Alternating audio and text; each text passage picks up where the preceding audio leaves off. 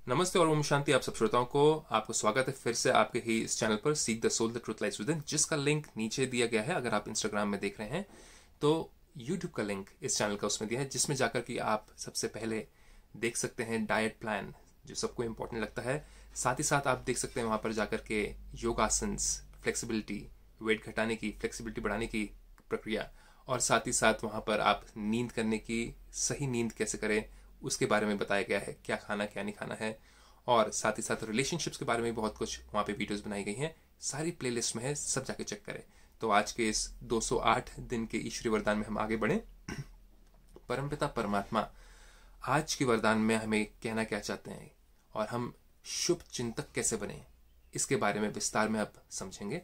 परमात्मा हमें कहते हैं आज के वरदान में, देखें,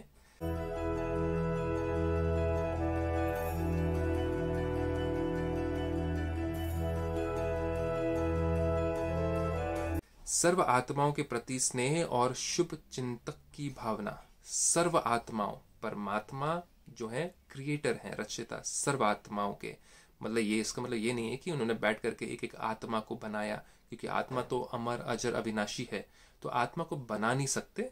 लेकिन हाँ, आत्मा ज्ञान, प्रेम, सुख, आनंद से भरपूर होती है। जब आत्मा में ज्ञान कम हो जाता है तो बुद्धि चलनी कम हो जाती है।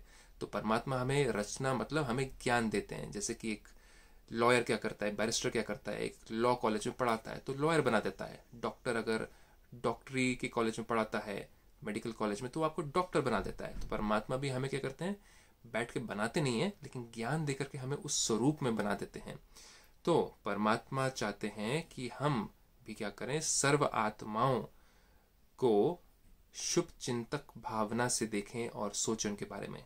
तो विस्तार में आज आगे क्या कहते हैं परमात्मा, उसको जानने से पहले, सर्व आत्माओं के प्रति स्नेह और शुभ चिंतक की भावना रखने वाले देही अभिमानी भव।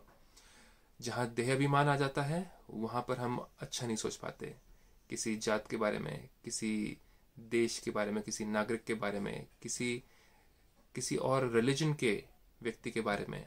वो जब हम उनको एक कैटेगरी में डाल देते हैं, चाहे हम कहें कि हिंदू, मुस्लिम, सिख, ईसाई, चाहे हम कहें बंगाली, पंजाबी, मराठी, अमेरिकन, ऑस्ट्रेलियन, जब हम ऐसे भाग भाग में डाल देते हैं, अलग अलग जात में, प्रांत में डाल देते हैं इंसान को, तब हम उनके शुभ चिंतक नहीं बन पाते। क्योंकि अगर किसी एक प्रांत के किसी एक व्यक्ति ने कुछ गलत किया तो हम बोलते हैं कि सारे के सारे प्रांत का नाम बदनाम कर दिया उसने, तो सारे प्रांत के लोग ही वैसे हैं। परमात्मा कहते हैं वो देह अभिमान हो गया, देह का अहंकार, वैसे नहीं करना है, नहीं तो फिर हम शुभ चिंतक नहीं हो पाएंगे। तो विस्तार में है, जैसे महिमा करने वाली आत्मा के प्रति स्नेह की भावना रहती है। कोई आपकी अगर महिमा करेगा आप बड़े खुश हो जाएंगे, पूरा दिन आपका बड़ा अच्छा जाएगा, आप उसके भी गुणगान गाएंगे, होता कि नहीं होता है ना। तो परमात्मा कहते हैं ऐसे ही जब कोई शिक्षा का इशारा देता है तो उसमें भी उस आत्मा के प्रति ऐसे ही स्नेह की, कोई अगर आपको कुछ शिक्षा देता है, ऐसे नहीं करना चाहिए था, ऐसे करना चाहिए था, उस समय अगर आप उदास हो गए, उस समय अगर आपने दिल में ले लिया कि भैया ये तो कल तो मेरे बारे में बड़ा अच्छे अच्छे बातें कर रहा था, आज मेरे को इसने सुना दिया, परमात्मा कहते हैं इस चीज़ में फ्लक्चुएट नहीं होना है, उस शिक्षा को भी लेना है, समझना है, और तब जाकर के हम आगे बढ़ पाएंगे। तो समदृष्टि रखनी है उनके प्रति। शिक्षा का इशारा देता है तो उसमें भी उस आत्मा के प्रति ऐसा ही स्नेह की, शुभ चिंतक की भावना रहे। कर पाएंगे? मुश्किल है लेकिन आसान भी है अगर इसके बारे में स्मृति रहे। जब भी ऐसे सिचुएशन आए तो उस समय ये अगर वरदान याद रहा आपको, तब जाकर के आप उसको फिट कर पाएंगे अपनी लाइफ में। अगर ये स्मृति नहीं रही, आपने सुना और एक कान से सुना, दूसरे कान से अच्छा अच्छा बड़ा अच्छा सुनने में लगा और निकाल दिया, तो नहीं हो पाएगा।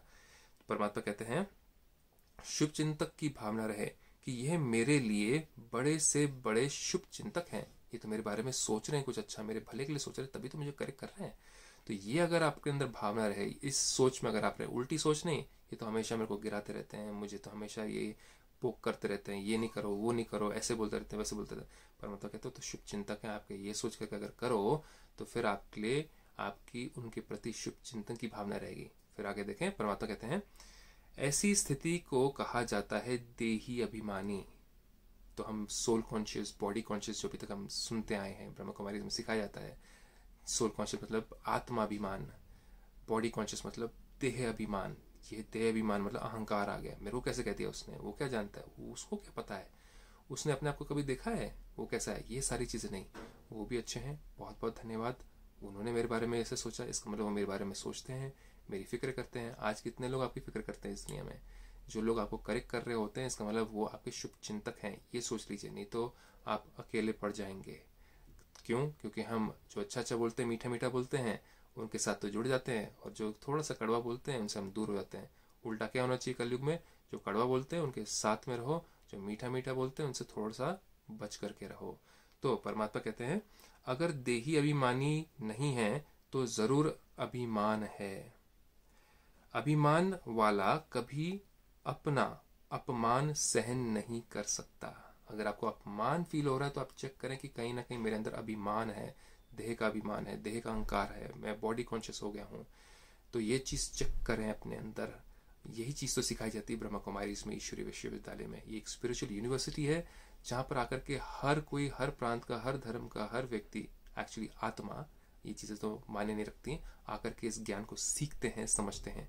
तो आप भी आकर के इसमें फ्री एजुकेशन ले सकते हैं, spiritual education, soul conscious education, God conscious education. इसमें आपको कोई धर्म परिवर्तन की कोई ज़रूरत नहीं है। तो आइए आप भी सीखिए इसको, और आज का दिन आपका शुभ हो। अगर आपके पास में कोई कमेंट हो, ज़रूर जाने से पहले, सुनने के बाद उस पर आप कमेंट करें, लिखें अपने व्यूज़, और साथ ही साथ अगर अच्छा लगे तो औरों के साथ भी शेयर करें। आपका दिन शुभ हो, आप खुश रहें, आप स्वस्थ रहें। ओम शांति।